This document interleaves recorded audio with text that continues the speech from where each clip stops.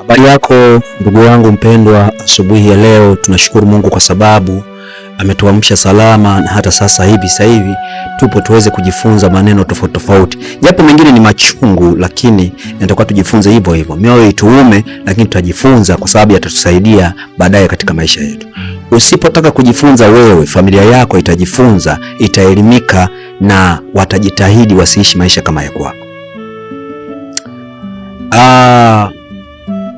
Ujumbe wangu kwamba ukitaka kuaminiwa na watu, sharti na wewe uwe mwaminifu. Lakini pia ukitaka Mungu akukutanishe na watu waaminifu, sharti pia hivyo hivyo wewe mwenyewe uwe mwaminifu. Huwezi kukutana na watu waaminifu ili hali wewe mwenyewe sio mwaminifu. Kwa kuwa Mungu ni mwaminifu, ulivyo ndivyo utakavyokutana na walivyo kama wewe. Kwa hiyo ndugu yangu, usije ukatamani kukutana na watu wa aina fulani ambao ni tofauti na aina yako wewe. Utakuwa ni sawasawa na kutwanga maji kwenye kinu. Kwa mfano, unataka kuoa mke mwaminifu, wewe ni mwaminifu. Unataka kuolewa na mwanaume mwaminifu, wewe ni mwaminifu. Hiyo imekaaje? Yaani wewe sio mwaminifu, unajijua. Unatafuta mwanamke mwaminifu.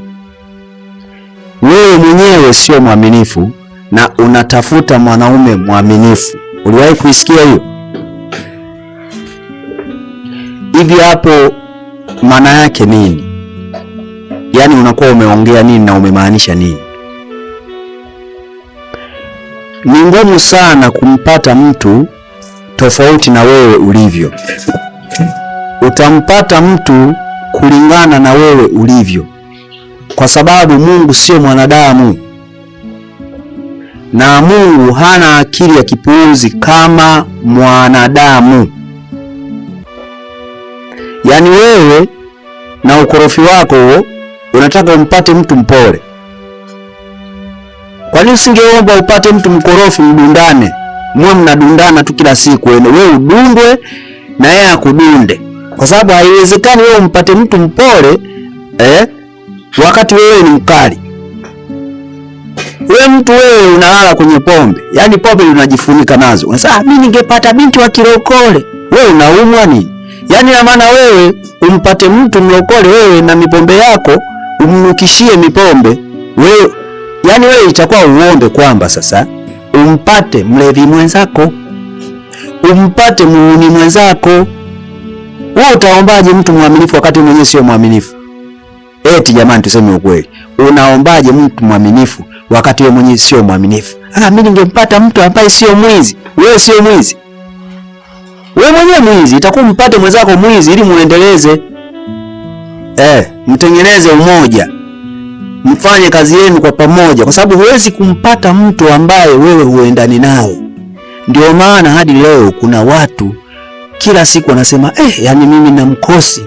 Yaani nao wapata mimi. Ujue kwanza wewe fikiria wewe, hao watu waga wanawapata kwa mazingira yepi? Mtu anaolewa kwa kuondoa mkosi.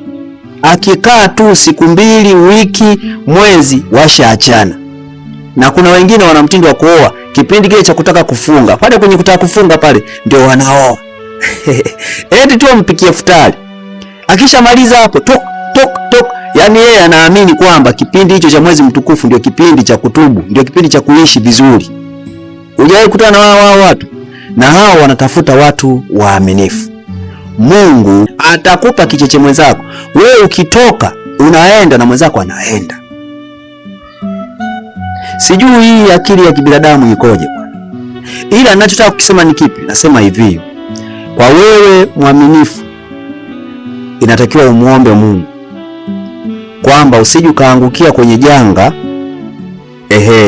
kama hilo nalizungumzia, kwa sababu Biblia inasema ya kwamba Mungu hajaribu mtu. Mungu hamjaribu mtu, isipokuwa mtu mwenyewe hujaribiwa na tamaa yake mwenyewe, huku akivutwa na kudanganywa na hila za mwovu. Mungu huwaga hajaribu mtu, ila mtu anajaribiwa kupitia tamaa yake yeye mwenyewe. Kwa hiyo hakikisha kama unataka watu wa kuamini, kiufupi inatakiwa wewe mwenyewe uwe mwaminifu. Usitake kuaminiwa wakati huaminiki, wewe mwenyewe sio mwaminifu. Kuna mtu mmoja nilikutana naye, niseme watu wawili kwamba walikuwa wamekosana. Huyu mmoja akagundua kwamba hili ni kosa, nilifanya kosa, lakini alikuwa ameshaharibu sana, kajimaliza sana. Watu wanasema kajimaliza sana. Akawa naomba msamaha. Na ule msamaha sasa ulikuwa ni msamaha wa dhati. Huyu ambaye anaomba msamaha alisema kitu kimoja cha maana sana, cha msingi sana, japo alionekana kati. Akasema hivi, kwani msamaha nao unalazimishwa? Mtu si anakusamehe kwa kutaka? Kuna vitu unaweza ukavifanya ukaona kana kwamba unafanya vizuri, lakini kinyume chake unafanya vibaya. Na kuna wengine wana ile mipango ya kufunika tu mambo. Umekosea, unataka kufunika jambo lionekane halikuwepo. Halikuwepo tu, yani hii ipite hivi. Hutaki kuomba msamaha. Sasa mimi nikisoma Biblia yangu nasema ya kwamba mtu akija kwako mara 7, yani akikukosea na akaja kwako na kusema nimetubu, huyo msamehe. Asiyetubu hakuna kusamehewa, hakuna.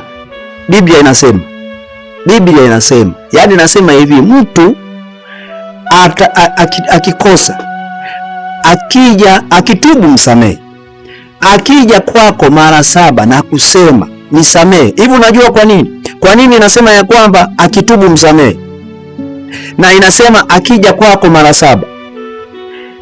Kuna sehemu moja ukisoma nyingine inasema kwamba aliyesamehewa sana hupenda sana, aliyesamehewa kidogo hupenda kidogo. Kwa nini? Kuna makosa ambayo yamevuka, yani umefanya ukajimaliza, ukaharibu, ukafanya nini, mtu hadi akusamea anafikiria. Ndio ile ya kusema sasa akija kwako mara 7, kwa sababu utarudia. Lakini kuna makosa mengine unasema hapa aliteleza, sio makusudi. Lakini kuna makosa yale makusudi kabisa, yani unamwambia umenikosea, anasema hamna, sio na umeelewa?